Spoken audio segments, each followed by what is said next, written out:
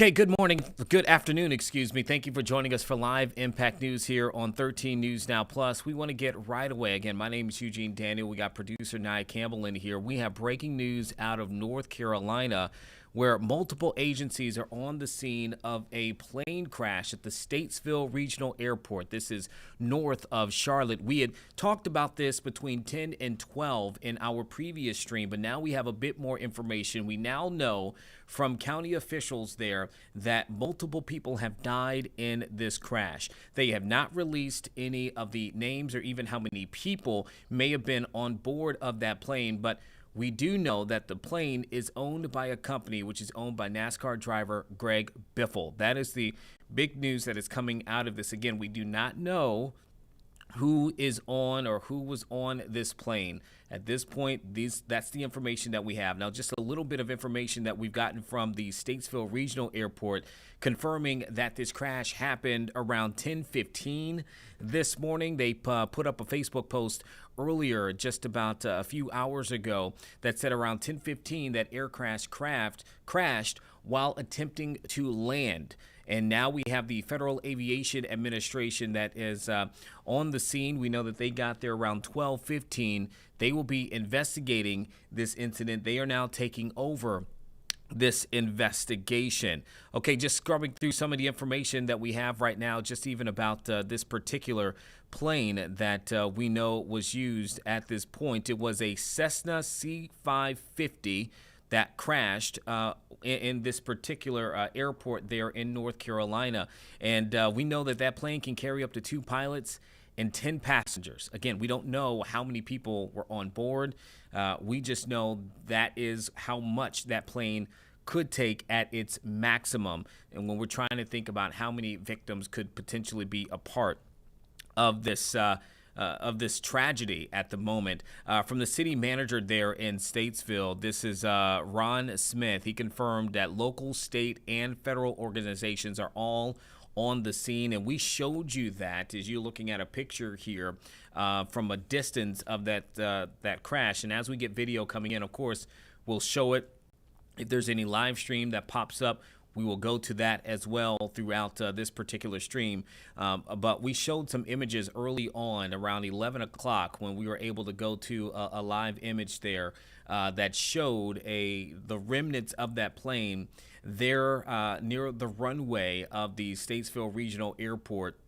There were fire crews that were on the scene, and at that point of us being on the air earlier, we could see that there were other county officials who were driving into the airport along with state police. So we do know there are multiple agencies that are involved in this. The Statesville Regional Airport is now closed and will be closed at least for the remainder of the day.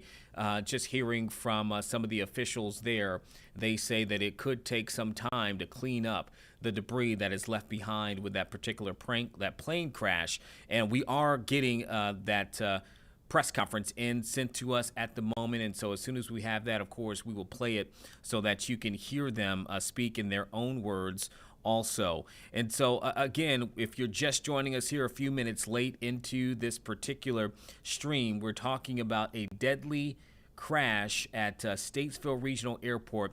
That's north of Charlotte in North Carolina. A private jet crashed, and the county officials there saying multiple people have died as a result. They have not given any details on who or how many at this particular time. Now, I know that there were some thoughts about, as we're looking at some images here, this is when we were on the air earlier, and you can notice, you can see there the smoke that is rising from where that crash took place, as you see the fire crews that are on the scene attempting at that time. This is, Nia, what time was this? Around 11, I think? Yeah. This was around 11 o'clock, all right? And so, again, this is about 45 minutes after the plane had crashed there. You can see the fire crews there attempting to put the flames out, but you can also see it's a bit foggy there, too. And you can, as it happens to pull out at the moment, you can kind of look at the atmosphere and the surrounding environment. At this point, unclear if that would have played any kind of role into what took place when it comes to the forecast and that fog there. Not quite clear if that would have affected it at all. Looking at something here at the moment, I'm looking, let me be clear for you right now. Found this. Hold on one second here. We have a tweet from the chief meteorologist of WCNC, which is our sister station in the Charlotte area. And he posted on X looking at the flight path of this Cessna 550 that took off again from Statesville Airport. And the flight path shows that it turned around almost immediately and tried to land. We now know that it crashed upon the attempt to land. And so if that is the case, then we don't know if the fog, if there's fog in the area. Again, I'm just looking at the screen. If there was anything weather related, I should probably say, impacted this. But just judging from, again, what we're seeing here from our partners there in Charlotte, it appears that this particular plane that you're seeing there attempted to take off from that airport in Statesville, and very soon after attempted to turn around. Okay, so information is coming in kind of slowly right now, but those are key developments. Again, we have been able to confirm, looking at the registration with the FAA of this particular plane, that has a tail number of N257BW, that it is owned by a company named GB Aviation Leasing, and that company is owned by former NASCAR driver Greg Biffle. Again, we do not know as of now who was on that particular plane. For those who are unfamiliar with Greg Biffle and his career, Biffle was named one of NASCAR's 75 greatest drivers for the recognition of his impact in the sport. Okay, so this is a well-known name within NASCAR and the NASCAR community, and a former NASCAR driver known for his success across multiple national series. He's a native of Vancouver, Washington, and first gained national attention during the 1995 NASCAR Winter Heat Series. He went on to have an incredible career within NASCAR, and here's something that we're seeing according to, let's see here if I can pull this up, just a little bit about him with the NASCAR Hall of Fame. Again, just reading a little bit on Greg Biffle.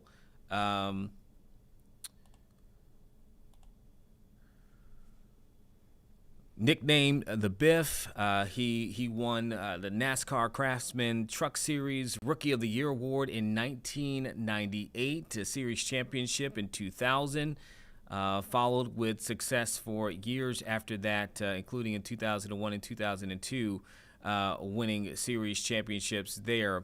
And so just a well-known name within NASCAR and the community.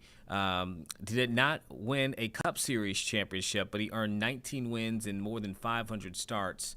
And so an incredible career that he had during his time racing. It's important to know for those who are trying to figure out and wondering when an investigation like this, you'll get the information that you're looking for. Okay, so what we can probably expect, just off of my experience and thoughts from previous investigations into plane crashes, you'll hear probably a preliminary report of some kind, maybe within the next day or so, when it comes to officials. Just a little bit more information we should get. But when it comes to a more complete report, that can take months. That can take months for the NTSB and the FAA to put out a full, complete investigation. I mean, just for reference, if you recall that deadly commercial plane crash involving a military helicopter that took place earlier this year over the Potomac River, you may recall that we really just recently got the information, and that was months and months later for that detailed report, I believe within the last month or so. So it could take some time for them to look into exactly what happened here. So you won't maybe get all of the answers right away, but we should get some preliminary information here soon when it comes to this particular case. Here's what I'm going to do right now, Naya. I'm going to take a quick moment here and see if there has been anything within the last few minutes that I've been talking posted to X from the FAA or any of the local authorities. Let's see here if there's anything we can glean from this. I'm not seeing anything there as of now on social media or anything of that nature that they put out. I'm going to see one more time here. Look for maybe the NTSB. Here we go. Not seeing anything there at the moment either. NTSB newsroom. Not seeing anything currently. Okay, I'm going to continue to monitor those, keep those up at the moment to see if there's more information that'll come up. Let me see and look at our sister stations who are there too.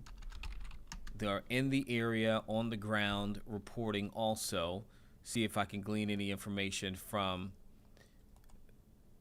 our sister stations in the area. Currently, not seeing any brand new updates in the moment. But again, if you're just now joining us, that is the big news that is taking place right now out of North Carolina. This plane owned by former NASCAR driver Greg Biffle crashed at the Statesville Regional Airport this morning, and county officials confirming that multiple people have died as a result. However, they have not shared who or how many people were on that particular aircraft. They say that that airport will be closed until further notice, while investigators are working to determine what caused this crash and, of course, also to clear that scene. Let's see here, too. Again, I appreciate everyone's patience as we're going in. Sometimes this is what happens. Let's see if I can look into Statesville Regional Airport just to kind of get a glimpse of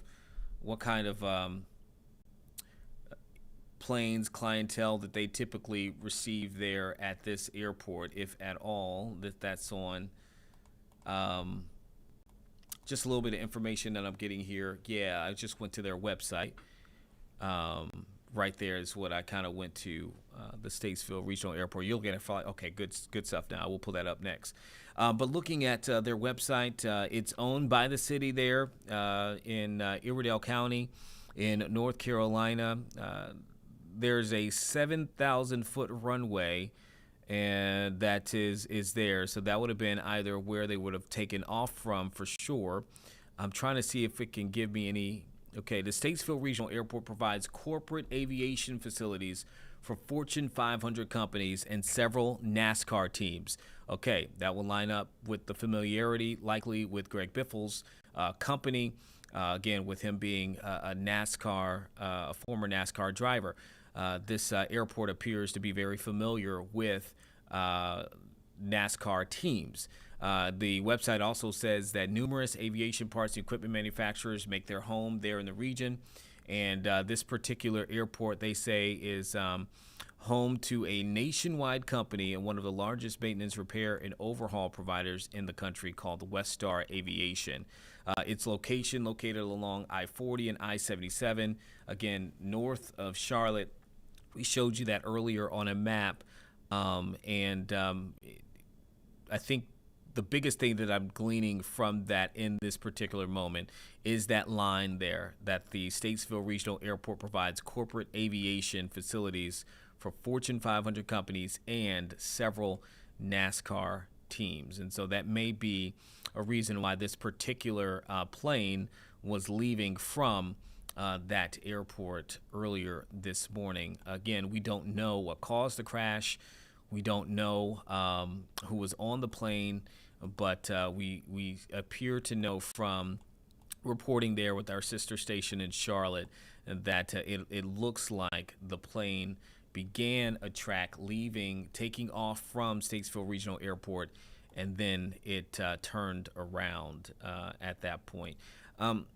Hunter, I'm going to ask you something real quick, but I'm going to ask it to you off with the mic off real quick, and I'll come back on. So give me just a quick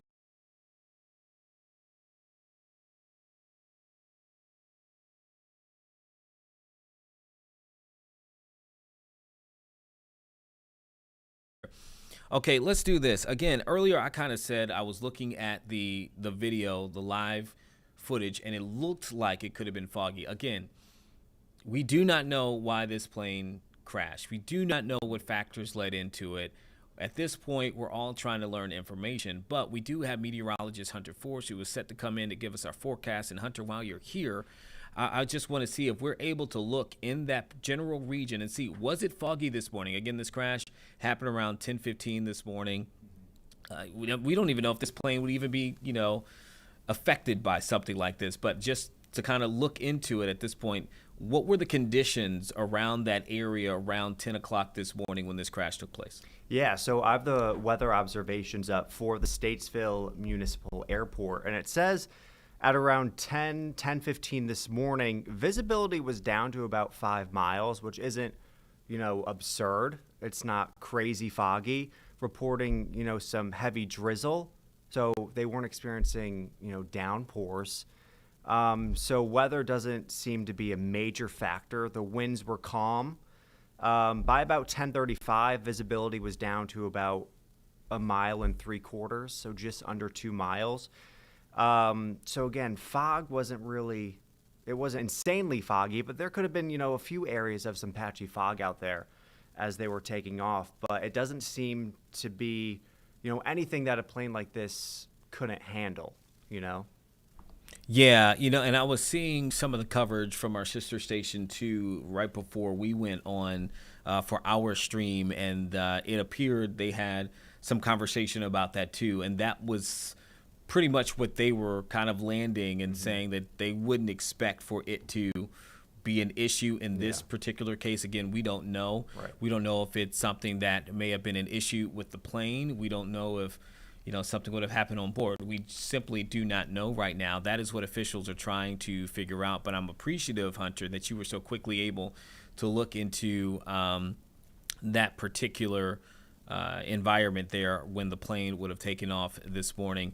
Again, we're looking into breaking news out of North Carolina in Statesville Regional Airport there, that multiple people have died in a private plane crash there at that airport. Right now, federal, state, local officials are all on the scene attempting to figure out exactly what happened. And the other big news about that is who owned that plane. That plane was owned by the company of former NASCAR driver Greg Biffle.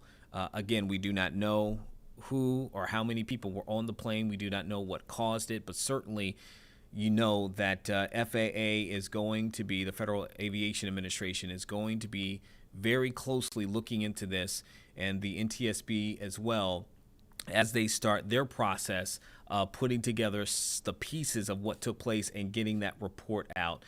We're still waiting to get in-house the press conference that took place earlier today, just maybe less than an hour ago, from officials who were there on the scene. Again, as soon as we get that in-house, we will play it with that information to hear from them directly with the latest information that state officials are available, that say they're available from state officials at this point. But again, a lot of the stuff that we've even put out at this rate have been stuff that you can look up online. Okay, that is the way in which some of this has been confirmed. So who owned the aircraft, for instance, that was confirmed through the FAA registry, which you can look up when you have that plane's particular numbers here. Again, in this case, that plane N257BW. I'm looking here on the FAA registry at the moment with that Cessna 550. And it does appear, I'm looking at the manufacturer name, certificate issue date, March 2025, with an expiration date for 7 years later. Okay, I'm just seeing here at the moment, okay, yeah, the confirmation of the GB Aviation Leasing, which I have previously stated is the company owned by Greg Biffle. They're out of Mooresville, North Carolina. And seeing if there's any new information I can maybe glean from that. I think that's the highlight from there. Again, that's on the FAA registry. So some of this information, that's where we're getting it from immediately there. And I think, again, the big thing to kind of continue to communicate is, yes, we know who owned the plane. We do not know who was on the plane. And so just want to be very clear about that. As surely there are people who are trying to check in with their loved ones, who are trying to figure out what happened right now. It is a difficult day, surely, for several families who could have been, for who loved ones could be on that plane. This today. And so we want to keep that in mind as we're still awaiting to get the information about individuals and identities, number of people, where were they going, what caused the plane, it looks like at this point, to turn around, what was the issue, all of those things. But we just want to make sure that we keep that in mind right now. Again, I just want to check one last time if there's any info that we have there on that. Let's see here. Do you see, let me see if I can pull this over. What is this right here? Seeing something I'm trying to pull into our system. That's video. Did we already show that? Do we already have that? That's what that is right there? Okay, cool.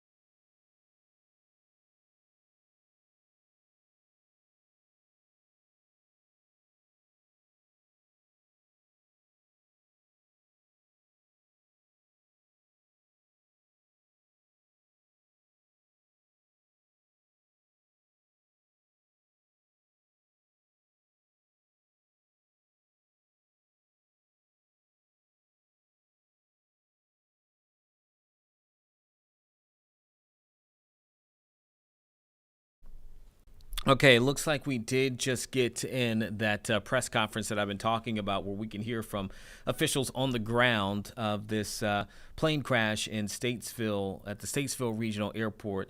Let's see, we're queuing it up right now for you to be able to listen. It's about 3 minutes long here, so not a lot that was said, but this will give us the best insight into what we know so far from official accounts there. So let's see if it's ready now. You give me the thumbs up and we can play it. Okay, here we go.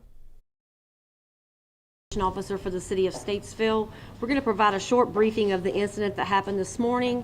At the end of this briefing, we will not be taking any questions. Just want to give you the heads up on that. So I'm going to introduce you to Ron Smith, City Manager for the city of Statesville. Good morning. My name is Ron Smith. I'm the city manager in Statesville. To my left is John Ferguson, our airport director. Jody Smyer, he's with Iredell County Emergency Management. Chief David Only, police chief, and Chief Glenn Curfeys, our fire chief. So we don't have a lot to share this morning, as this is still an active event. But I just wanted to let you know that the city did respond to a crash here at the airport this morning at about 10:15. It's been a multi-agency response. We've had city, county, state, feds are here. So we have had, again, everybody is here on site at this point, and we anticipate that this is going to go on for quite some time. Since we don't have a lot of information to share today, and since this is evolving, either the city or other agencies will take the lead in putting out more information as the day goes on. And with that, I'm going to turn it over to John Ferguson, our airport director. Thank you. Good morning. Like we said, approximately 10:15 a.m., we got a report of a corporate jet that crashed off the end of the runway on the east end. When actually I came out, it was already fully involved. We've had multiple agencies, as you said, come. The FAA arrived about 12 o'clock today. They're taking over the scene. They're taking over the investigation. We have no information on any cause. The airport now is closed until further notice. It'll take some time to get the debris off the runway to get it safe again. At this time, I'm also still don't have any other information than what we've already said. I'll turn this over to, oh, you go ahead, you do it. Again, we'll provide updates as soon as we have them, either be us or other agencies. And if you have direct questions that you want answered, you can email those to me, and we will try to get these back to you as soon as possible. Again, my name is April Nesbitt. It's ANESBIT at statesvillenc.net. Thank you all. Okay, you heard it from them there as they did not take any questions at the end of that, just getting the basic information in which we have told you at this point what they have said and added some other things there too. Again, this is going to be the big news that is not just in North Carolina, but that we'll be following as well here. And obviously our sister stations that are in that area, both WCNC and WFNY, both based in North Carolina, have been doing heavy reporting on this also. Again, multiple people dead in this private plane crash there in the Statesville Regional Airport. We told you a little bit earlier what type of plane this was, a Cessna 550, which can hold up to two pilots and I believe up to 10 people who are passengers on board. And that's important to note since we do not know exactly how many people were on board when this plane crashed and how many people have died, as we do know that officials have said that people have died in that. Okay, one thing that I am doing now, what's something that's also interesting, because it's private, I don't believe, typically if it weren't a private plane, I think, Naya, I don't want to misspeak, but maybe one of the reasons why so far we haven't been able to see, any information about like maybe who all was on the plane yet. I'm not quite sure that they would be required to detail everyone who's on the plane for a private plane. And that, I'm just putting that out there at the moment. So it may take a little bit more to get from, really to hear from the officials once they confirm all of that, because I do think that is something as well. I'm not quite sure if that changes the process for them when it comes to having a full manifest of who's on the plane and all of that, how many, et cetera. But I wonder if that is also going to play a role because it is a private aircraft, if that will play any kind of role in all of this. Okay, let me look into something here that we're keeping in. Let's see.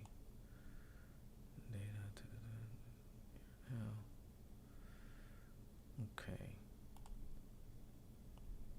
I'm just looking up some different research here, trying to see if I can glean anything else maybe about the airport, about the path of this particular plane as well. And while you're doing that, Eugene, I can read a statement from Paul Hoback Jr., the president and CEO of the Sarasota Manatee Airport Authority. Go ahead. He says, "We are deeply saddened by the news of the Cessna C550 aircraft crash at Statesville Regional Airport in North Carolina en route to SRQ this morning. Our thoughts and prayers are with those on board and with their families and loved ones during this difficult time. Our thoughts also go out to the first responders who we know are diligently working to assist all those involved." And end quote. And we can confirm that the plane was initially en route to Sarasota Bradenton International Airport before it crashed. So say that again. It was headed to Florida? Sarasota? Bradenton International Airport. Okay. So, and it did not make it very far. And who was that again, Naya? This was the president and CEO of the Sarasota Manatee Airport Authority. Okay.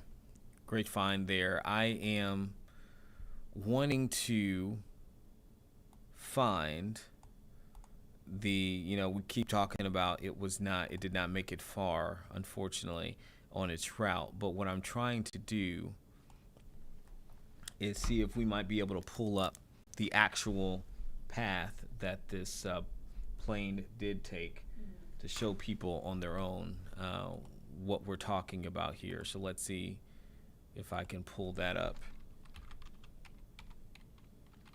in our system. Let's see here.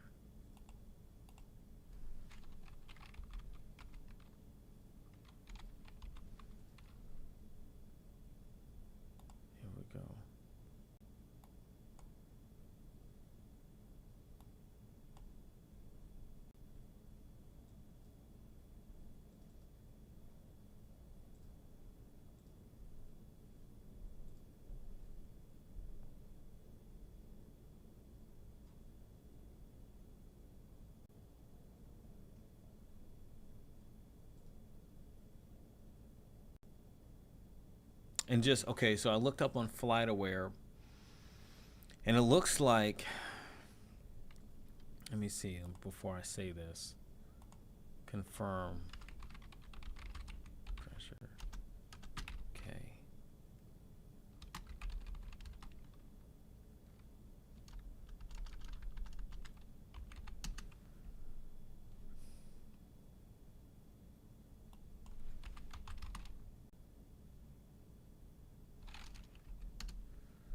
Okay.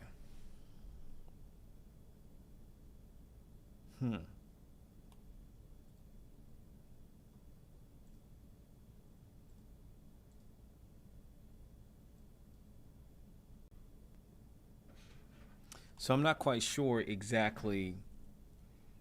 So if I were to pull up FlightAware right now, I'm looking at the flights. Obviously, we have the one that's listed here that I'm looking at.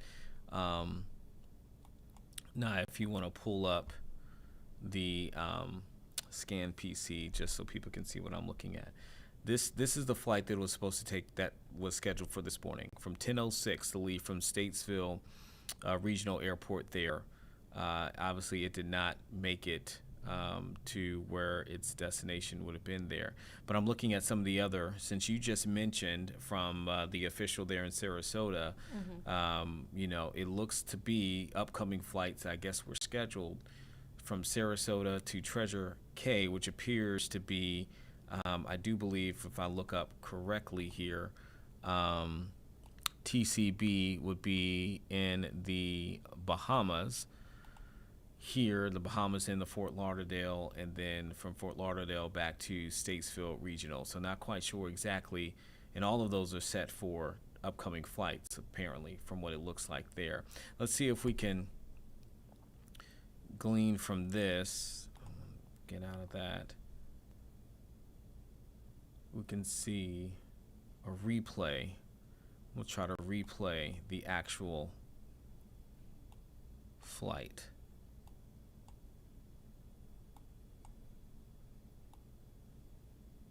Okay, is that popped up correctly? And you can see here takeoff was at 2:06, and then it obviously did not make it to its destination there, 10:32. But let's see here if we can get a replay. We'll zoom in. Can we zoom in?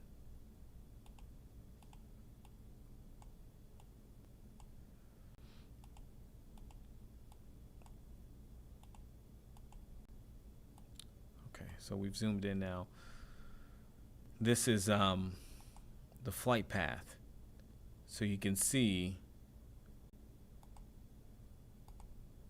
the plane. Let it go through its cycle here. You can see the plane takes off, and then it circles right back around. And its intended location was to be down in Florida and Sarasota. Just wanted to show that in the moment. Again, that's coming from FlightAware, showing the actual path, and you can bring up the VO that we have there from earlier, Naya there, and unfortunately that plane did not land obviously properly. It crashed there in that airport at the Statesville Regional Airport. So I'm trying to see, Naya, I'm not seeing anything else. I know I just got some information that came in on my side. Let me check in on that too. Let me see here what we got. And I appreciate for those who are bearing with us. I mean, this for Live Impact News, what you're seeing us in real time at times is getting this information, searching for it. You get to see the process for us as we are also researching and bringing that information. This is what we would do behind the scenes normally, but in this particular case, we are live streaming and we are already, on the air as this information is being gathered. So we appreciate your patience, as everybody's trying to get more information and figure out what's going on. And as a part of that, remember that as we have reported, that the FAA has now taken over this investigation, and we expect that we'll hear from them some point, maybe tomorrow, something preliminarily early. And then after that, though, it typically takes months, several months, to get some kind of real report from the NTSB and the FAA on what exactly happened. So if you're expecting immediate answers fully from federal officials in this, that is not typically how these take place. If it does, I'll be, very surprised, but that is just not typical when it comes to these plane crashes, no matter how big of a plane or small. And that is simply what we can expect. Let me do this too. I've been talking about what kind of plane it is, Cessna 550. Let's see if we can pull up a picture of this this plane. We should be able to do that for people to see what it looks like. Hold on, here we go. Photos. So, let's see here. So these are just similar planes. These are not the exact plane. These are similar planes there for a Cessna Citation 2 or Cessna 550. Here again, according to FlightAware, again, this is not the plane. These are just similar planes to kind of get a thought of what we could be looking at here. I just wanted to kind of bring that up here. And there was a moment too, I think, when the video that we pulled up, when they pulled out and you could see the other planes that were there at the airport. Sorry, I'm going back, but some of the other planes, they look similar as well. But just to kind of give you a quick insight into what this plane could look like, you can switch that back up, and take that down so we can see that footage there.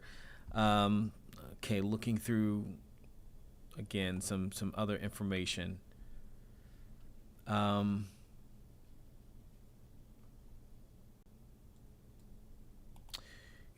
This is not.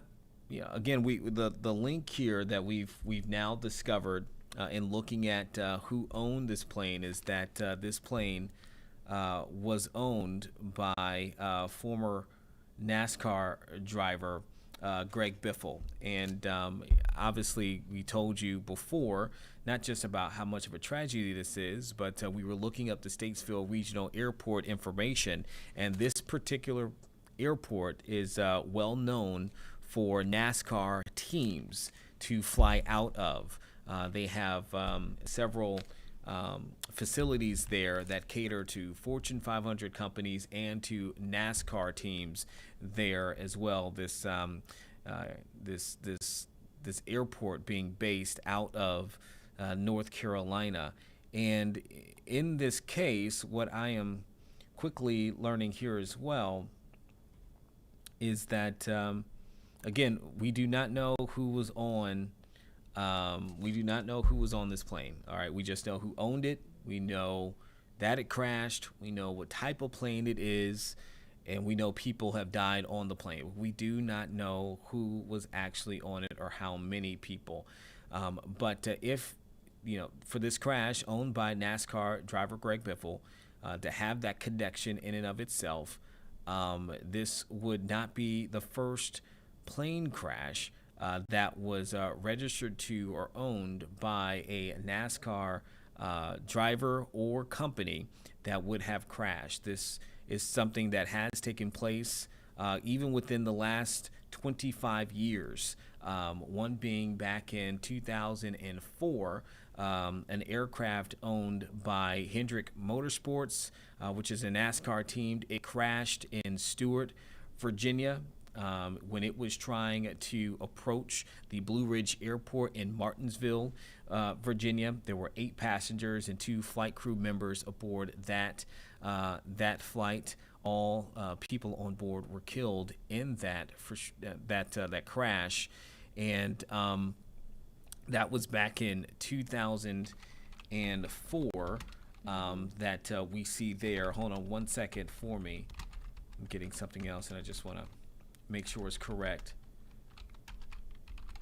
According to NTSB, that flight departed from Concord Regional Airport. And I also wanted to mention that Hendrick Motorsports that was on that flight is their corporate campus is based in North Carolina as well.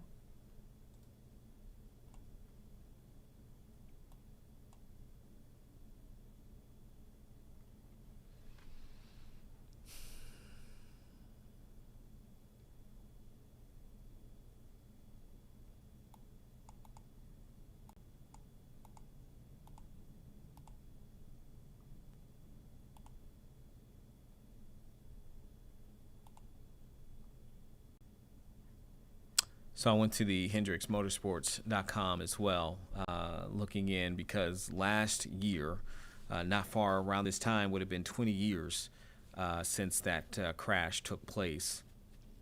And that tragedy, as you were saying there, Naya, thanks for pulling that up.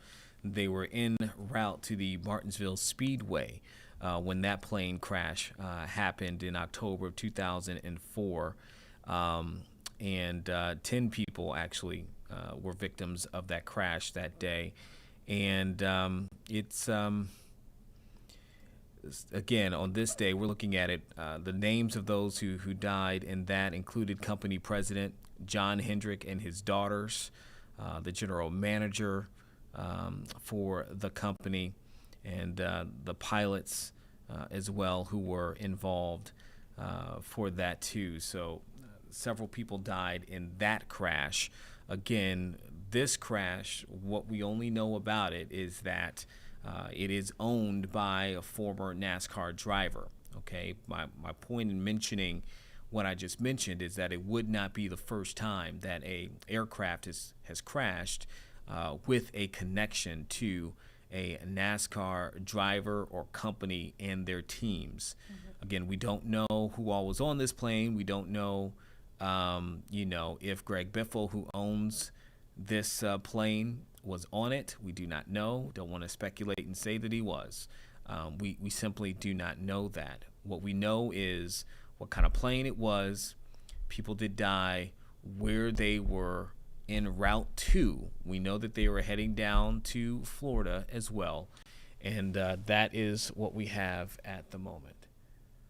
Okay. We're getting new information at the moment. Let me see this and lay eyes on it for myself.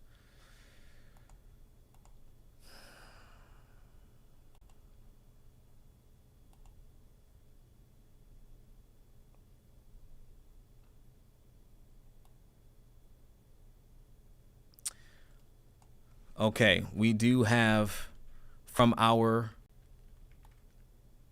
sister station there reporting right now, WCNC, according to county officials there, they have confirmed that former NASCAR driver Greg Biffle has died in this plane crash, that he was on board, that Greg Biffle and family members were killed in this crash.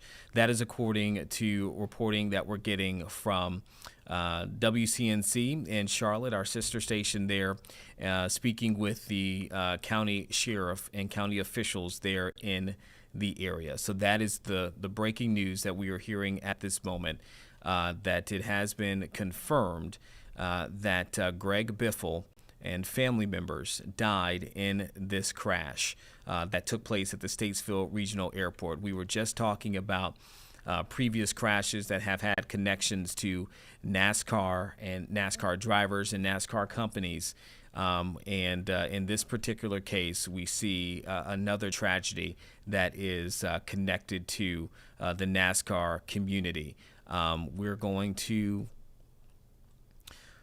again, I'm going off of reporting that we're just getting in at this moment. Devastating news already, and just now even worse for so many people who are fans, have been fans, who watched Biffle for years compete in the NASCAR as a NASCAR driver in the series, and this is a tough day. We're looking at again some information that is coming in right now, and what we are seeing right now is that Greg Biffle and family members have died in this plane crash.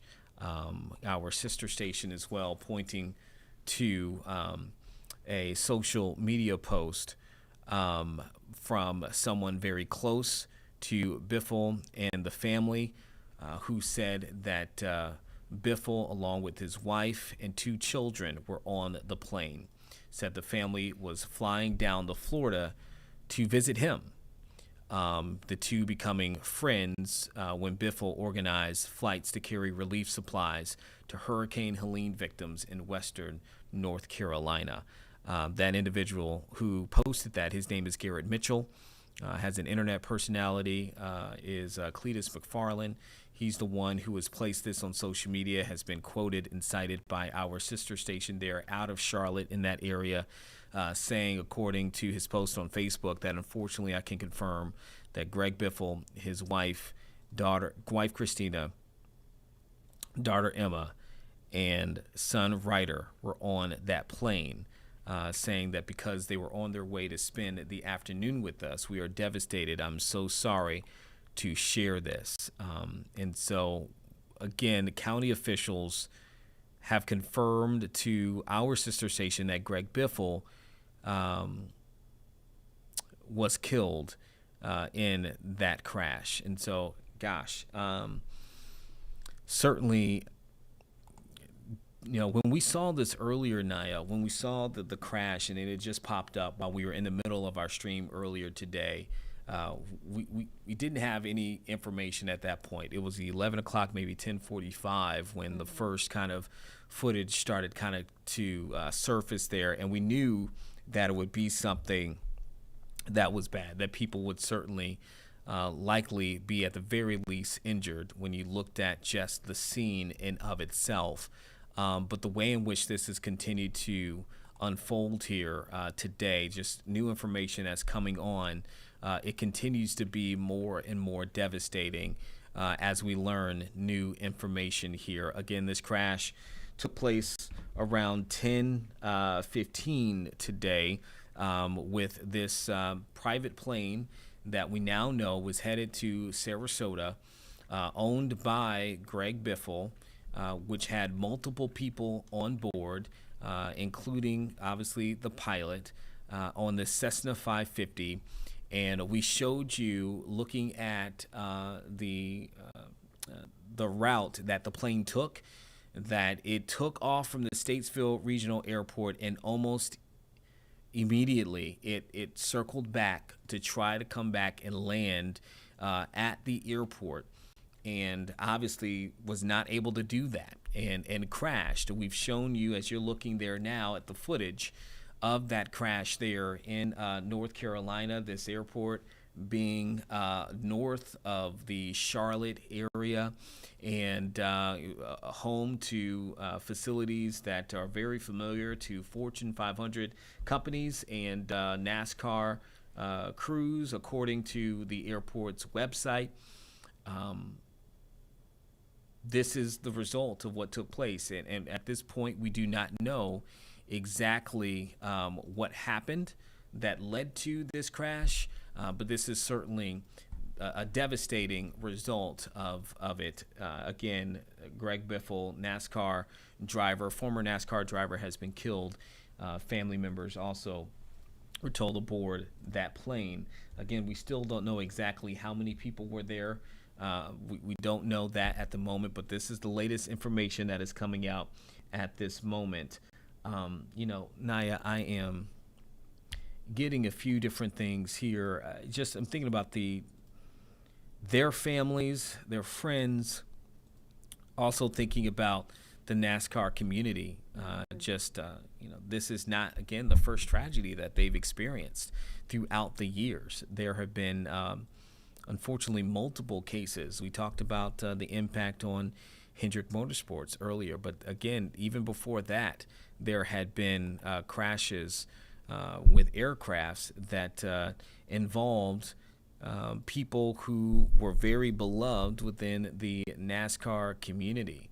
Information I'm getting in right now, even back to 1993, there was a NASCAR driver also who was killed in an aircraft crash there as well. Davy Allison, and that's all the way back in 1993 with a helicopter crash. And so this is not the first time that if you're a fan of the sport, and they definitely have a very large following, a very passionate base of fans, and Greg Biffle certainly would be among the people that if you are a fan of the sport, you know his name. If you're not a fan, you know his name. This is, a devastating loss to sports, to this community, to those who looked up to Biffle, to those who have memories and fond memories of him. As you know, we're getting some footage at the moment. We're trying to get some video of him as he, did what he loved to do, and that was competing on the racetrack. Yeah, I'm searching through some archive video that we have right now. I'm going to pull that up. Yeah, because that's not them.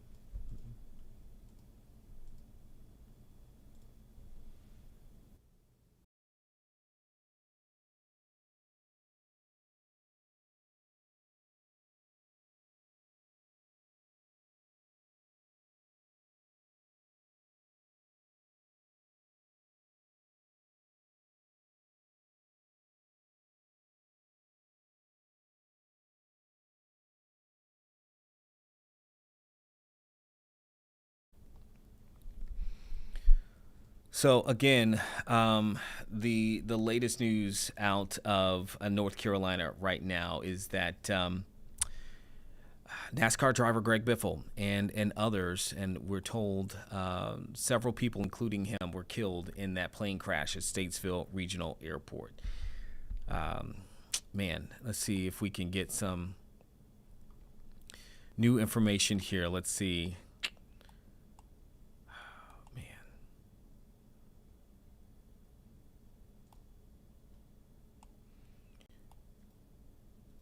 Now, the person, again, who confirmed that family members were on board as well, again, is a close friend of Biffle's, Garrett Mitchell, who confirmed on Facebook that Biffle's wife, and a daughter and son were on that plane and died in the crash. And according to this friend, Garrett Mitchell, he says that they were on their way. We do know, we can confirm that the plane was on its way to Sarasota. We know that just by looking at the flight map for the plane. So we knew that already. We knew that also from a Sarasota official at the airport there that said the plane was on its way to Sarasota. And now we hear from a longtime close friend, Garrett Mitchell, that they were heading down to spend time with him in Florida. And based upon some of the reporting, again, that I'm looking at here from our sister stations, is that the two really got close. If you think about, if anything can say about a type of person that Biffle was, is that the two became friends when Biffle organized flights to carry relief supplies to Hurricane Helene victims in western North Carolina. So, I'm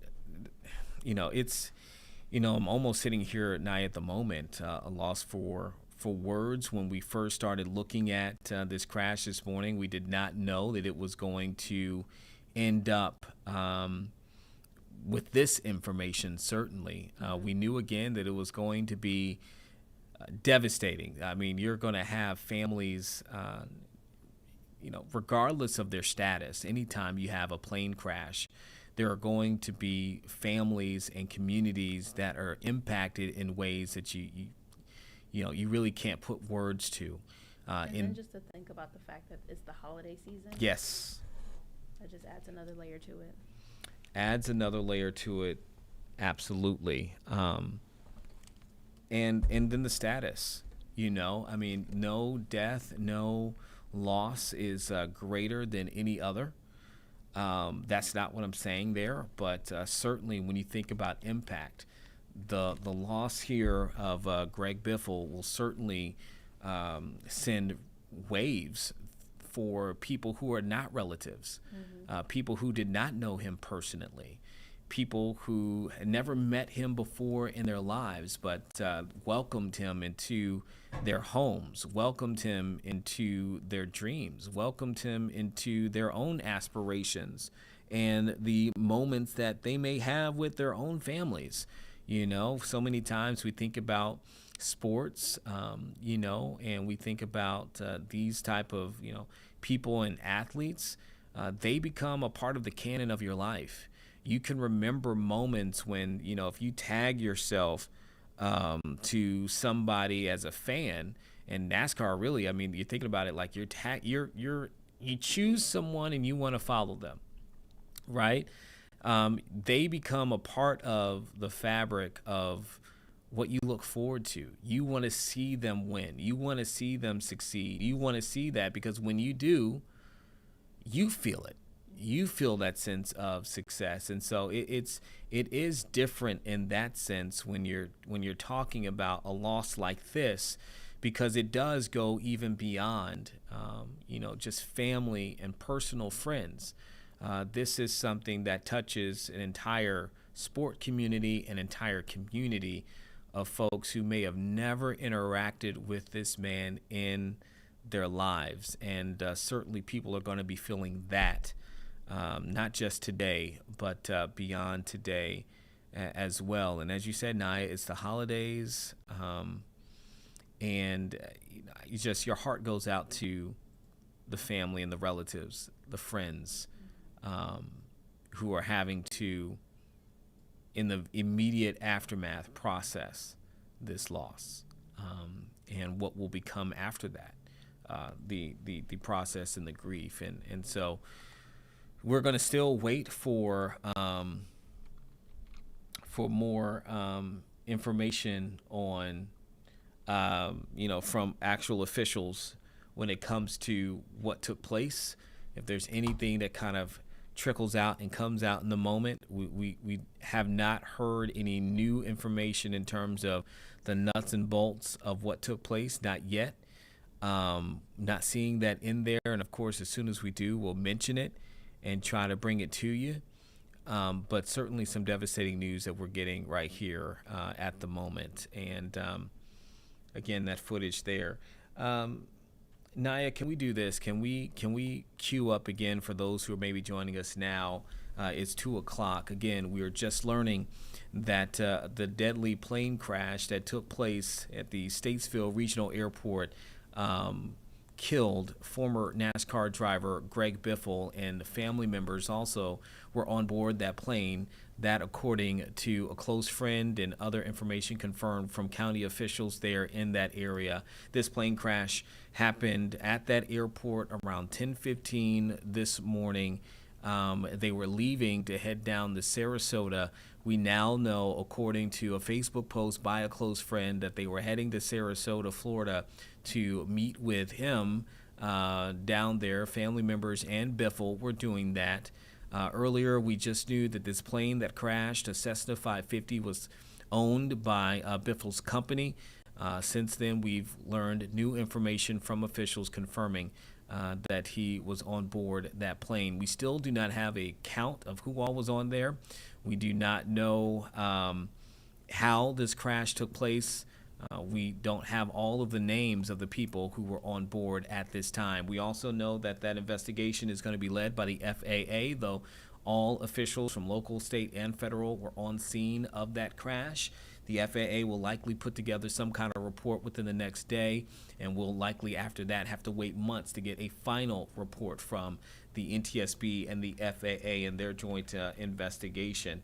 That airport is closed right now. That airport's going to be closed at least for the rest of the day, not only for the investigation, but also while they try to clean up the situation there, clean up the debris. We showed you the moments after that crash took place. We had that up right now. We're showing obviously clips of Biffle and while he was driving in the NASCAR series, but crews have been on the scene of that airport now for hours trying to not only look into what happened and piece together through any clues, but cleaning up that area also as we queue up video there for you. This was the scene. This is video from around 10:45 to 11:15 this morning. So roughly 30 minutes or so after that crash took place is when this video was taken earlier. And not long after this is when we heard from officials there for the first time outside of the Statesville Regional Airport. Nia, let's go ahead and cue that back up for people to be able to hear the press conference. I'll go ahead and put this up. There we go. Press conference so people can hear it. This is what we had first heard from them about an hour, 2 hours or so after this crash took place. We're going to provide a short briefing of the incident that happened this morning. At the end of this briefing, we will not be taking any questions. Just want to give you the heads up on that. So I'm going to introduce you to Ron Smith, City Manager for the City of Statesville. Good morning. My name is Ron Smith. I'm the City Manager in Statesville. To my left is John Ferguson, our Airport Director, Jody Smyer. He's with Iredell County Emergency Management. Chief David Only, Police Chief, and Chief Glenn Curfew is our Fire Chief. So we don't have a lot to share this morning as this is still an active event, but I just wanted to let you know that the city did respond to a crash here at the airport this morning at about 10:15. It's been a multi-agency response. We've had city, county, state, feds are here. So we have had, again, everybody is here on site at this point, and we anticipate that this is going to go on for quite some time. Since we don't have a lot of information to share today, and since this is evolving, either the city or other agencies will take the lead in putting out more information as the day goes on. And with that, I'm going to turn it over to John Ferguson, our Airport Director. Thank you. Good morning. Like we said, approximately 10:15 a.m., we got a report of a corporate jet that crashed off the end of the runway on the east end. When actually I came out, it was already fully involved. We've had multiple agencies, as you said, come. The FAA arrived about 12 o'clock today. They're taking over the scene. They're taking over the investigation. We have no information on any cause. The airport now is closed until further notice. It'll take some time to get the debris off the runway to get it safe again. At this time, I'm also still don't have any other information than what we've already said. I'll turn this over to, go ahead, you do it. Again, we'll provide updates as soon as we have them, either by us or other agencies. And if you have direct questions that you want answered, you can email those to me, and we will try to get these back to you as soon as possible. Again, my name is April Nesbitt. It's ANESBIT at statesvillenc.net. Thank you all. Again, that was from county officials there and airport officials shortly after the crash took place. And I had mentioned earlier that obviously the connection here between the NASCAR community and this particular crash, but it unfortunately would not be the first time that a member of the NASCAR community died because of an aircraft crash, most notably looking at events that took place in 1993. There was a plane crash in Tennessee with NASCAR champion Alan Kulwicki that crashed and carrying him at that time, ending his life. And then also we talked about earlier Davy Allison, who was in a helicopter, I do believe also in 1993, who died in that chopper crash at that time. And we also spent some time talking about the deadly crash that killed multiple people involved with Hendrick Motorsports back in 2004 in Virginia. So not the first time that the NASCAR family, unfortunately, has had to deal with a tragedy like this. And the news that is coming out this morning in North Carolina is that another member of the NASCAR family has died in a plane crash, and that is Greg Biffle, in a plane that was owned by him and his company that was leaving from a regional airport in North Carolina on its way to Florida. That is the latest information. Let's go ahead. Yes, Naya, let's pull up again FlightAware and see if we can show the route that it was taking, that Cessna 550. We showed this a little bit earlier in the first half of the stream, but wanted people to get a sense of what took place here earlier today. I'm going to pull that up. Let me see if I can put in for it one more time here since I clicked out of it. But that plane left this morning, again, shortly after 10. And from what we understand is that, yes, it was on its way to Florida. But if you look at this, if you look at what we see here on FlightAware, and I'm almost queued up for you to take it, Naya, you can go ahead and take it. If you look here at the route that the plane took, and we're going to play this. See if I can change. I didn't want the speed to go that far. Okay, there we go. You're going to see that the plane took off. Plane took off from the Statesville Regional Airport, and it almost, I mean, immediately you see it turn around and attempt to land. We know that the plane crashed in an attempted landing, so you can see there, and you don't. The white not to focus on, but you see the green there where it ends, and that is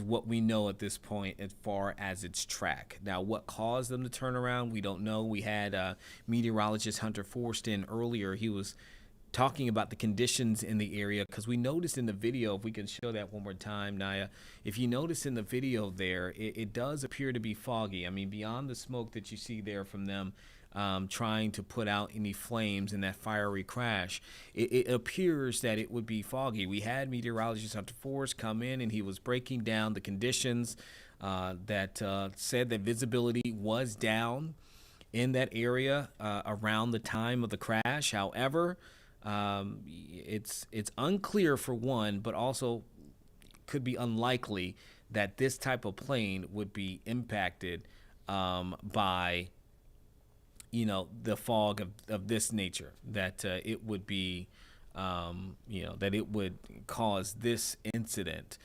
They should have been able to handle that from all that we're hearing. I know Hunter was in here talking about that. We've been looking at and reading other reports too. The plane should have been able to handle that level of visibility. But again, all of that will come out in the investigation, which will be handled once again by the FAA and the NTSB as they are on the scene. Let's go ahead and pull this up too. That's in Scan PC. This is what we heard from the Statesville Regional Airport shortly after that crash, confirming that it took place. This is a combination of the county and city of Statesville emergency response team. They were on the scene, still on the scene with that, as multiple agencies that's been reporting. Again, at this time, the FAA has taken over that investigation. They got there around 2 hours after the crash took place, and now they will lead it. And one thing that's also interesting here, I'm noting, the Atlanta Air Traffic Control Center has been notified. And we were talking about this off the stream just a little bit about who they would have been talking to in terms of the pilots, and looking at who would have been their main chain of communication if there was something of an issue. And it's interesting here. I'm going to look up something here, see if I can answer this question.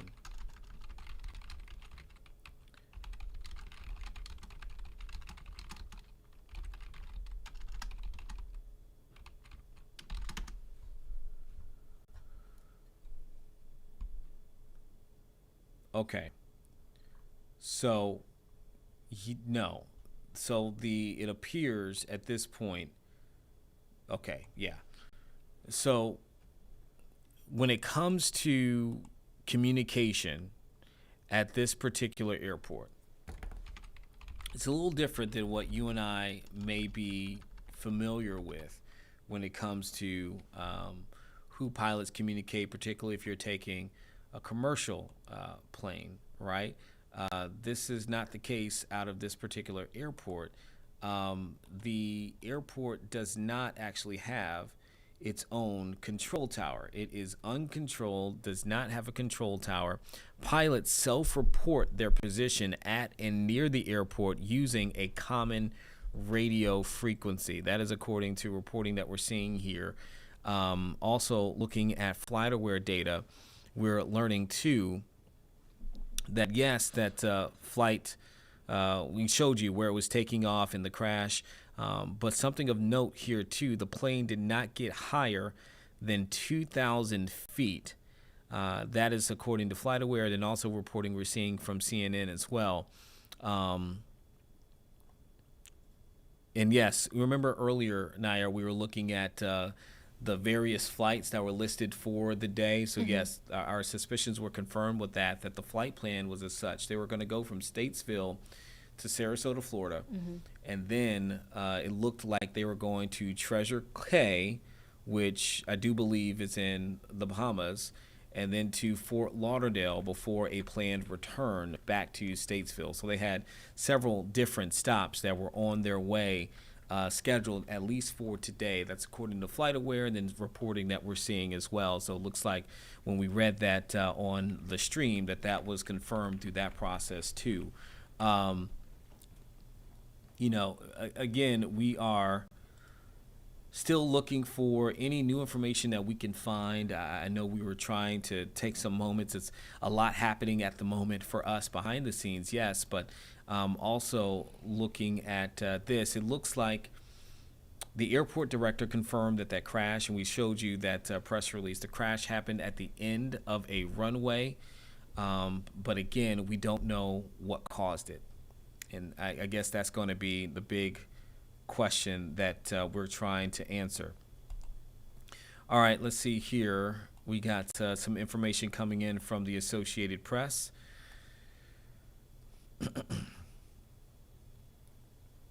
Okay, according to the AP, 6 people were on board the plane.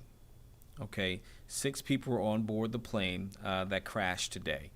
Let's see if there's any new information from that, because that will certainly be the first time we're seeing a number. This information just coming out within the last few minutes here, in the last five or so minutes.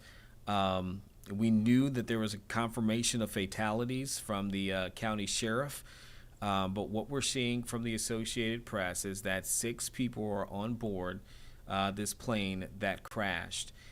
Remember, we have been reporting, according to our affiliates who have spoken with other officials there in the area, and also in looking at social media posts and confirmation through a close friend, that former NASCAR driver Greg Biffle and members of his family were on board that flight. If you remember the post that we showed, it said that it was Greg Biffle, his wife, and 2 children. Okay, so that would, if you added that up, that would be 4 individuals. And remember, the Cessna 550 can hold up to 2 pilots. Okay, again, we don't know exactly who was on this plane at the moment from all officials. Okay, but we do know, again, from that close friend and from other officials, that Biffle was on the plane and was killed, and that there were other family members who were on the plane as well. But in terms of an exact count, this is the first we're getting from the AP, saying that 6 people were on board that flight. Just looking for anything else in this reporting that can tell us anything about it.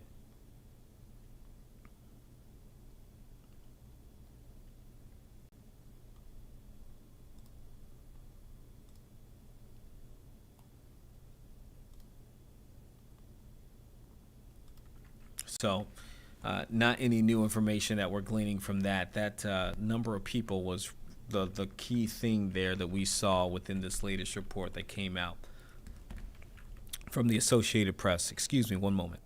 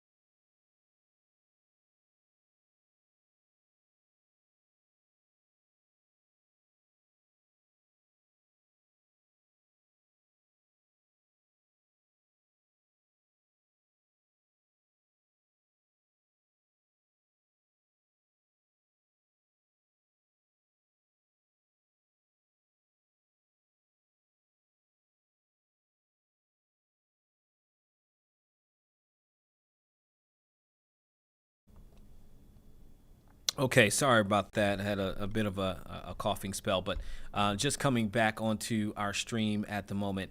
I'm going, based off of stuff that we've heard now and looking up things. Okay, now earlier, remember, I told you based off of reporting that we saw from some of our sister stations, the friend who posted to social media today about Greg Biffle being on that flight with his wife and 2 kids, and they were on the way, according to him, to visit him in Sarasota. We had told you about reports that the 2 of them had actually met when Biffle was coordinating flights for people who were victims of Hurricane Helene. Okay, so I just was looking up some information here just on Biffle, and there was a lot of reporting that was done within the last few years of his passion and work in order to support people who were victims of that hurricane. I'm sitting here right now even looking on NASCAR's website and different interviews that were done with him to showcase why one of NASCAR's 75 greatest drivers wanted to get involved in this type of relief effort. Right now, what we're seeing here is a post that Naya found on his Twitter account. And you're seeing there, this is just one of the updates he was making when it came to supporting people, looking at supporting people who were victims of Hurricane Melissa. It's back just in October. In saying that he was, even at this point, trying to coordinate people to see if they can get to that area. Now, okay. Well, let's think about this. He's saying we have the large boat and landing craft on standby and deployment to possibly take supplies once we can get an update and monitoring the situation. Okay, so we see there that he was still very much in the mix when it came to trying to support people who were victims of these storms. Now I'm going to try to put one and one together here real quick. Give me a moment. Sometimes I like to just look something up before I say it because I want to make sure that even if I mention it, that there's some teeth in that as well. So here we go.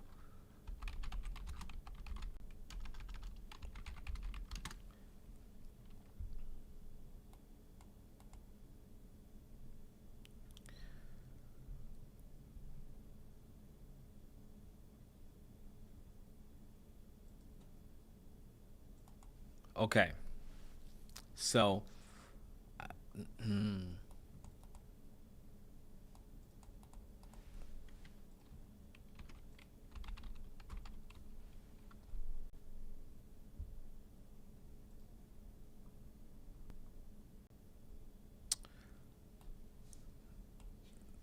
going to say this, and again, these information is going to come out, and we're going to continue to learn new things here. But we're just looking into the passion that he had for people who were impacted by various storms. We just showed you the tweet that he put out, the post on X he put out when it came to trying to organize supplies to help people who were impacted by Hurricane Melissa, which took place in October. Now, if you remember, where did Melissa really leave a trail of destruction? It was in the Caribbean. One of the places that the storm swept through would have also been the Bahamas early on in that as well.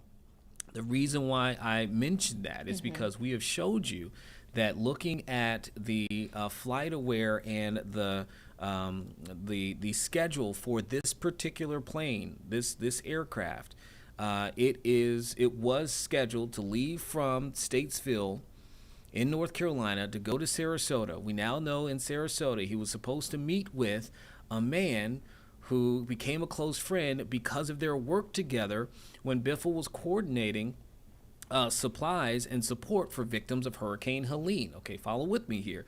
It was then supposed to meet in Sarasota and then later on go from Sarasota to Treasure Cay and the airport there, which is in the Bahamas. And if you notice there, it is immediately almost supposed to leave from Treasure Cay and go back to Fort Lauderdale, and from Fort Lauderdale back to Statesville, all in the schedule of one day according to FlightAware. That does not seem like something that's a vacation time.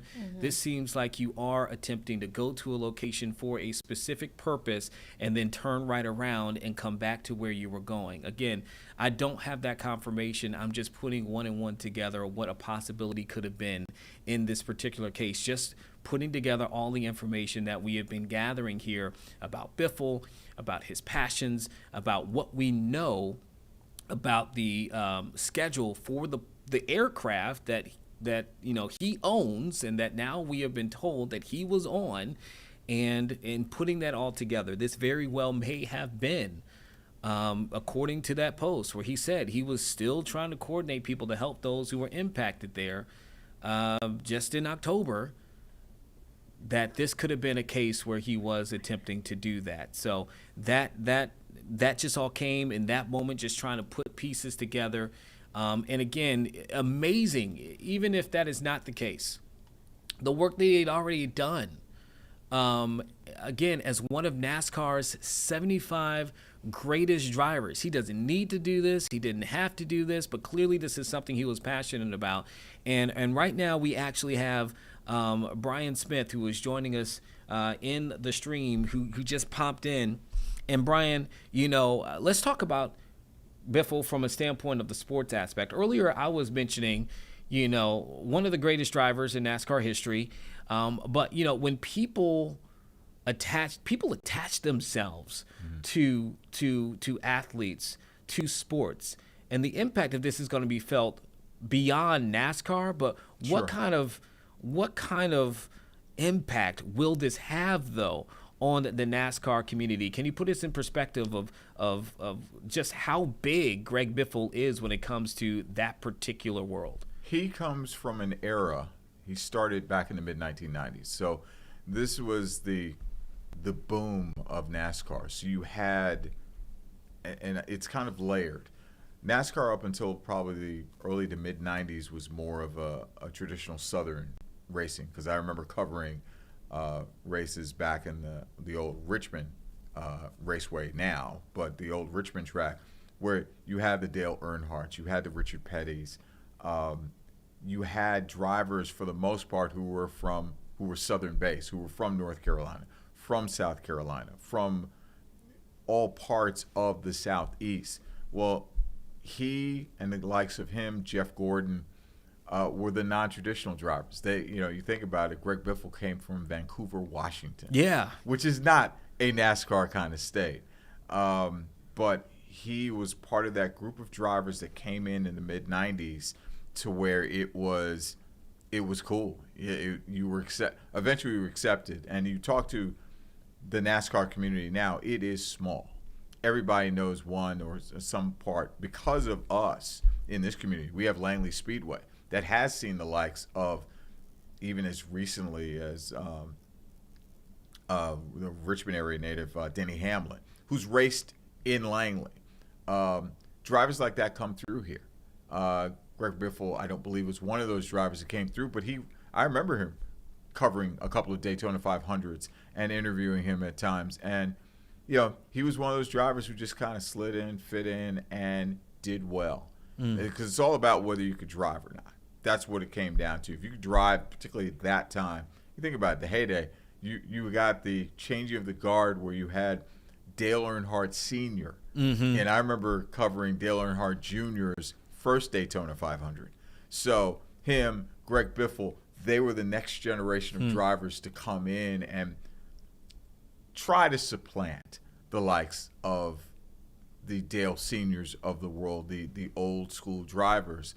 And so, the Terry and Bobby Labonte. So Greg Biffle was a part of that generation who basically, ushered in the likes later of a Jimmy Johnson who won 7 titles. So Greg Biffle is definitely a staple amongst the drivers that, and he did it at every level. He did it what's now the Xfinity Series. He did it at the Cup Series as well. He was also in Super Truck races. I remember Daytona's first Super Truck race was in Daytona, and he was among those drivers who were part of that mix of that generation of the new age drivers who are now the elder statesmen of the sport itself. I noticed he had been racing as late as 2022, which most drivers would be like, well, why would you?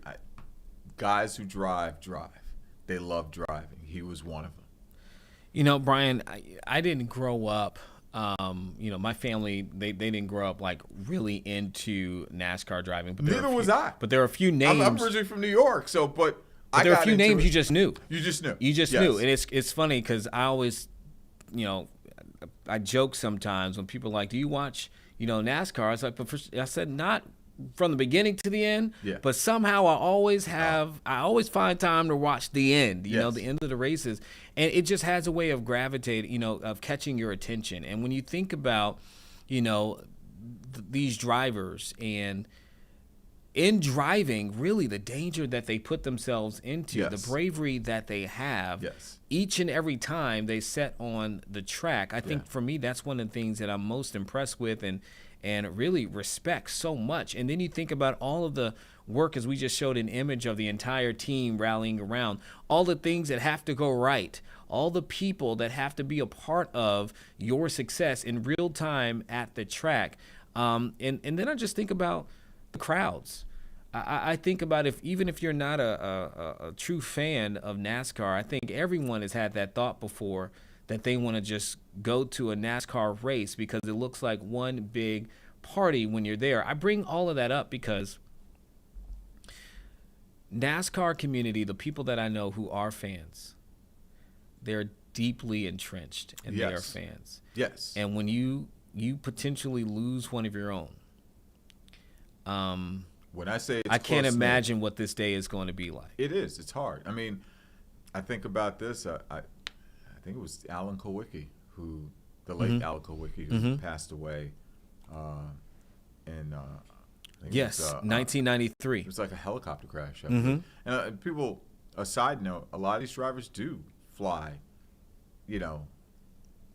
more. They don't fly commercial. They fly private planes in a lot of cases. I want to say maybe occasionally they'll fly themselves.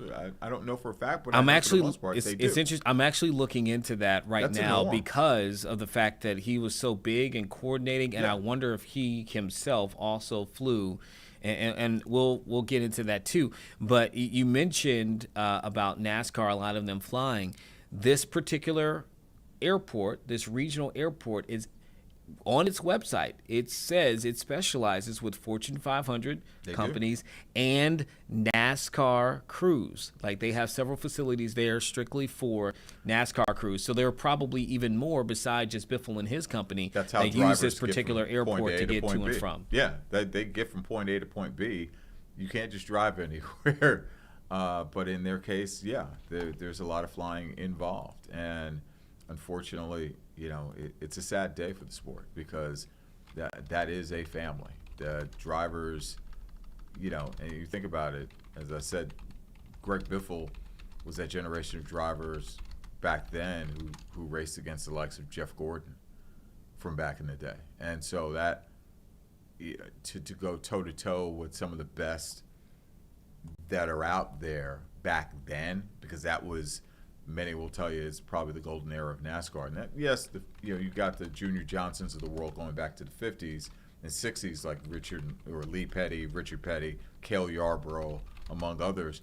The 90s was like none other, because, how often do you get a chance to, and I remember back then in the pits, you could walk up to a Greg Biffle or Jeff Gordon and say, hey, do you have time for a couple of interviews? It's different now because it's more corporate stuff. But back then, to go up to folks like that, to just say, hey, do you have time for a few questions?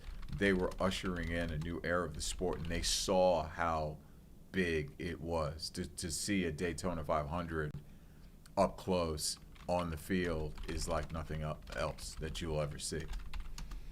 Can you talk, Brian, again, you talk about how you remember those days, like in the 90s, of those things, and where, can you speak more to where, because he was a part of ushering the sport to this new age, where NASCAR was then to where it is now, and how he kind of plays a part of that? He plays a part in a generation that at that time in the 90s, this is just me, made NASCAR mainstream. That was the first time when you went, oh, okay, this, that was as good as it gets, because you think about it, it was just a Southern sport in the 50s with the Junior Johnsons of the world. Daytona was just kind of in its infancy, but now particularly at that time, it was, they hadn't even decided like the playoff races like they do now, where it's almost like it's almost like a run to the NCAA tournament. Back then, it was about points. It was about coming down to the last day. Yes, there were some heated exchanges at times between drivers, but they drove hard. It almost took on soap opera-like moments in the 90s, because you had the old guard saying, nah, you're not gonna take what I got, versus the youngins who would just kind of go, we're not going anywhere. And the Greg Biffles, the Jeff Gordons of the world, they were, and you think about it, guys like Joey Logano, who's one of the mainstays of NASCAR now, his rookie year was like towards the tail end of a Jeff Gordon's career. And so generationally, you're seeing the sport evolve. And that was, to me, having covered it since probably the mid-'80s, 85, 86, the 90s was basically the flashpoint of the popularity of the sport, in my opinion. Because you had guys like Biffle and Gordon just essentially going, yeah, they were the ones, they were the new Jacks, as the saying goes. And when you hear that Biffle was dedicating time and resources to, delivering support and aid to victims of hurricanes, not just, here, but also abroad, does it surprise you, just based off of, coverage in the past, or maybe interactions or things that you've heard about him over the years? Doesn't surprise me one bit. Drivers in NASCAR are very, in a lot of cases, giving people. Maybe to some degree, because in some cases they come from humble beginnings. Because you think about it, a lot of them drove on short dirt tracks. Whatever had a motor in it, they raced with it. So it's not like you're leaping from high school to the NBA. It's more like baseball, where you got to go through your version of the minor leagues. And so you go to smaller tracks like a Langley Speedway or Cape Ron, or or Southside Speedway in Richmond. You go to those tracks first before you delve into even getting a sniff at a Truck Series contract or Xfinity Series contract now. So, and he was part of Jack Roush Racing, which was as big a deal back then.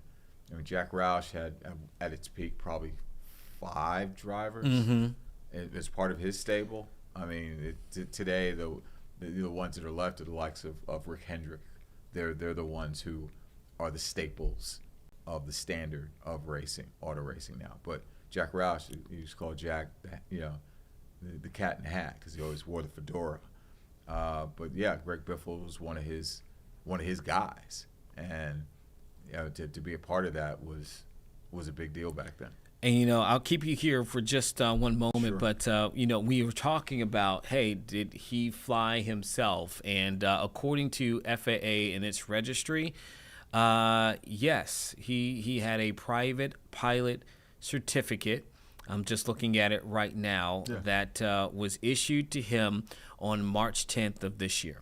Yeah, I mean, I'm not surprised. A lot of, some drivers do, some don't, but for the most part, they need to get somewhere that, it's kind of hard to fly commercial if you're trying to get stuff done. Yeah, and it even looks like, just for piecing some of the stuff together here again, so he would have been licensed, it appears here, to fly a private jet of some sort. Mm-hmm. This particular plane that crashed was a private jet. He had received this license issued, the certificate, early this year, March of this year. I'm also looking at the address, just connecting it. The address for Biffle's registration is the exact same address for the aircraft that crashed today and where it was registered, which, again, it shouldn't be surprising because we knew that he owned the particular flight, and so this particular plane. So we knew that. I think what it does now raise some questions for us. Maybe again is knowing how many people could be on this plane between 2 pilots and up to 10 passengers. We don't know if Biffle may have been flying this particular jet. We don't know that. We don't know all of the people who may have been on board and the exact number we do know, actually. We know 6 people were on board, but we don't know exactly all of who may have been on there, and I'm talking about pilots, etc. So that could be the case. He could have been flying himself, and we'll learn that through officials as time moves forward. Brian, I want to get into the conversation about this not being the first time that the NASCAR community has had to deal with tragedy. You kind of mentioned it there. You talked about Kawicki. I just pulled up Kawicki, who died that was in '93. There was another crash that took place that same year. I think we had said earlier, Davey Allison in a plane crash there in '93. That was the chopper crash. And then I heard you mention Hendrick, and so Hendrick Motorsports. He lost his son. In 2004, there was the crash that took place here in Virginia. You would have been in Virginia at that time, too, in 2004. Yeah. It was, this isn't the first time. No. We also got to mention, too, Dale Earnhardt Jr. himself. Yeah. His family was in a plane crash back in 2019. They survived, thankfully. But, it's their world involves getting from point A to point B as soon as possible. So in a lot of cases, it's either by helicopter or it's by a charter plane, and that's just how it's been with them. The days of driving from one place to another, because NASCAR is now national and at times international in its past years. But flying is the way to go, because you get to a place faster. The only thing that can't go by plane is the cars themselves, which have to be hauled and sent ahead to get to where they need to get to. So to go from, I think at one point when you had Daytona, the next race might have been in Phoenix. So you have to send people ahead with cars that are set up for that particular track, or if it's Michigan or whatever the case may be. So, but it for me, it is a sad day. Because, if you've ever gone to the NASCAR Hall of Fame in Charlotte, I've actually had the pleasure of going to that. It's some amazing stuff. It's some great stuff to see in terms of the history of the sport itself and what it's meant. And if you love cars, it's definitely a cool place to be at. And let's go ahead and pull this up, Naya. We have a picture, I do believe, on Biffle's Instagram page that shows him 13 weeks ago from, it appears, we would imagine, inside. It is his plane because you can see the plane number there. That's N257BW. If you can't see it, we can see it right there on the dash. That is the same number associated with the plane that crashed here today. And you can see Biffle's post there saying, excited to get back to flying again. That was 13 weeks ago. So if I go back 13 weeks, what is that? 3 months ago? 3 months ago would have been in September, around the September time. Yeah, September 14th. That he was saying that there, September 14th. And so there's an image of him behind in the seat, in the pilot seat. Again, we don't know if he was flying that plane today as it crashed, but we do know that he had experience flying planes and flying this particular plane that he owned. And, these are some of the questions that we are going to try to figure out. We'll wait to learn from officials. But something happened when they were in the air between the time that they took off and those minutes after them turning around to try to land right back again. Something happened where they felt that they needed to come back, and they just weren't able to land successfully, crashed there at the airport off the end of that runway. And that is what we certainly want to know, what led to that. And hopefully we'll get some answers not too long from now from federal aviation authorities. And then, of course, that will lead to likely a months-long investigation. Greg Biffle, we are seeing from our reports, one of the individuals on that aircraft killed in that crash at Statesville Regional Airport. Brian, I'll bring you back into the fold. I mean, you've covered a lot of events when it comes to sports in your 30 plus year career. I'm probably taking off some years and I need to be adding some on. And when we think about individual sports and we think about tragedies that hit certain sports, any kind of comparison that you would make to what something like this would mean for those who are fans of this particular sport? Can you put it in context when we're talking about, the ripple effect that this will cast on to people and to those in NASCAR? This will definitely hurt, much like Alan Kulwicki and Davey Allison. The greatest one had nothing to do with the plane crash, but we saw it as it happened. Was Dale Earnhardt Sr. Yeah. Dying on the last lap at Daytona.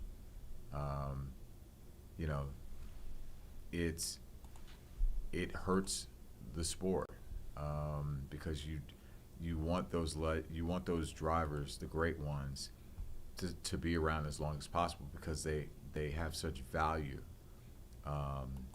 In the case of Greg Biffle, he meant a great deal to the sport, maybe not necessarily in wins or championships, but his effect on the sport to younger drivers who are coming along, who emulated him. I mean, I can imagine how many kids out of the state of Washington were influenced when he started in the sport back in the mid-'90s. I mean, he may be the reason why. Like, wow, you don't have to be from a southern state to race, So him and, and Alan Kulwicki, who I believe is from Wisconsin. Those are the individuals who make their greatest effect on the sport as it spreads out and brings other people in from other regions of the country and beyond in some cases. I mean, because now we have drivers from Mexico who are driving, who come from IndyCar series racing to NASCAR. I mean, it's impactful. I mean, it does affect the sport. You don't want it to happen, but that's the stuff that's beyond your control. Yeah, you don't. And you know, as soon as you started talking, I thought about Dale Earnhardt. Now, I just think about all of the tragedies that the community, NASCAR community has had to embrace and has had to endure. And again, we're talking about a sport that does have its own built-in dangers. And I don't think anybody would deny that or walk. I mean, they certainly would talk about it. I mean, they are trained for it. They are the best of the best at it.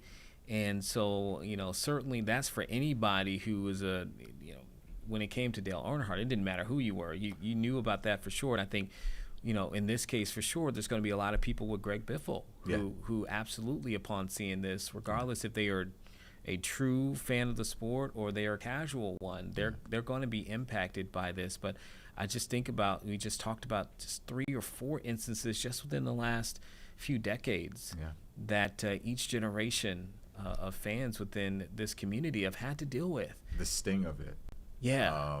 Just the initial, and the sad part is he lost a family. Yeah. Their loved ones lost essentially an entire family that we know of at this point, and that's what hurts more than anything right now. The NASCAR community will rally around, and I'm sure there'll be plenty of drivers honoring him, particularly the veterans who remember him, to even the youngest of drivers.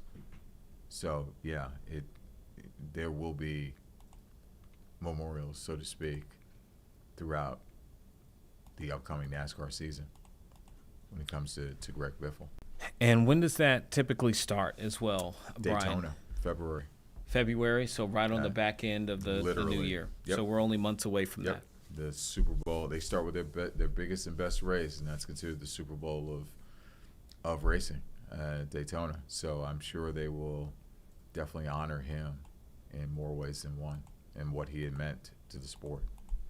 Yeah, and I mean, I'm just thinking about even in, his after career, we've been talking about here, his impact, going in a different way of helping, the humanitarian. You retire, man. Yeah, you could do anything you want, you can do anything you want, but you choose to support people in many ways who you will never come in contact with ever. That eerily reminds me of the late Roberto Clemente, who, in case some of you don't know, from Puerto Rico, considered probably either one of the top 10 best baseball players ever to play. He is the only player to hit 3,000 hits, exactly 3,000 hits, and I remember the day that happened because it happened against my Mets. That December, going into the new year, there was an earthquake, I want to say was in Nicaragua. They were trying to get food supplies to a country, and he actually swapped places with a teammate of his and said, you need to be with your family. And the plane apparently was slightly overloaded and couldn't control, and he wound up, among those on the plane, wound up passing away, obviously, dying from the crash. And the irony of ironies is that years later, that teammate of his son would later go on to play for the Pittsburgh Pirates. Wow. I believe his name is Neil Walker. Wow. So we talk about, back to Greg Biffle, he died doing something to help others. Yeah. And that's the, how can I describe it? That would probably be the generosity of his part, of giving. Yeah. So, yeah.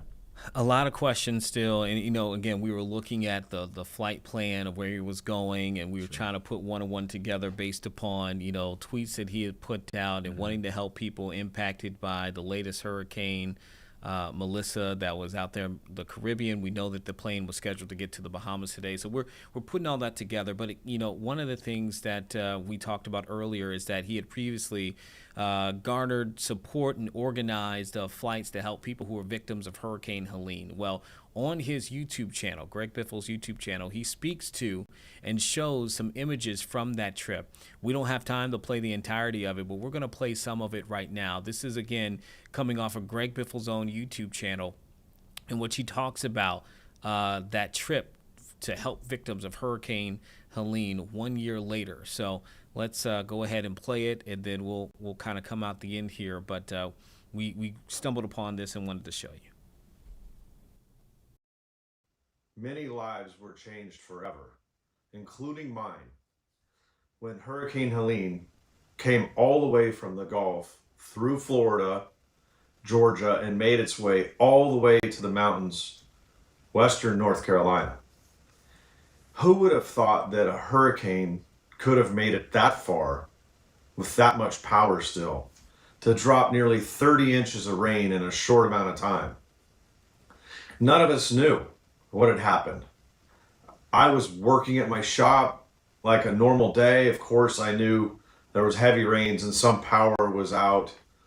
But until I got that post that someone needed help, and I had to make a game time decision, and I never imagined the decision I made would change my life and many people's lives forever, that I was blessed with the opportunity to have the resources, have the time, and have the money to go help another family that was stranded in the mountains in North Carolina.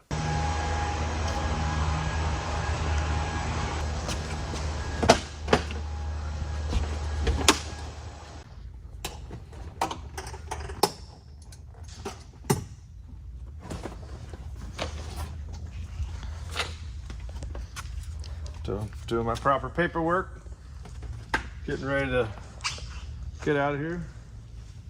Go grab a case of water. You think you know David's story.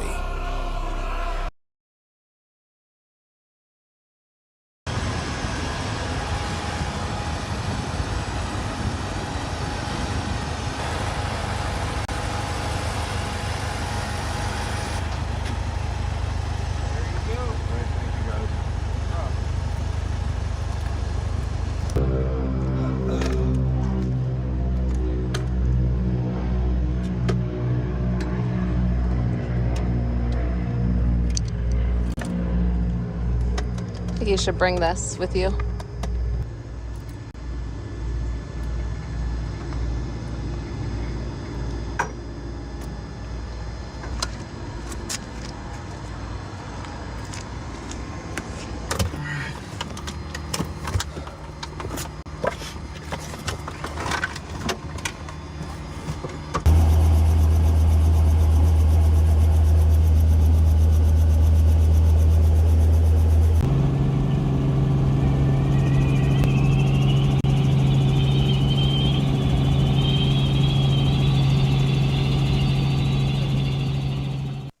What I thought was helping one family turned out to be a catastrophic event. Once I got up in the air, saw the flooding in Lake Norman, all the rivers, contributaries, Lake Hickory, Roadhiss, all the way up into the mountains. It was unimaginable.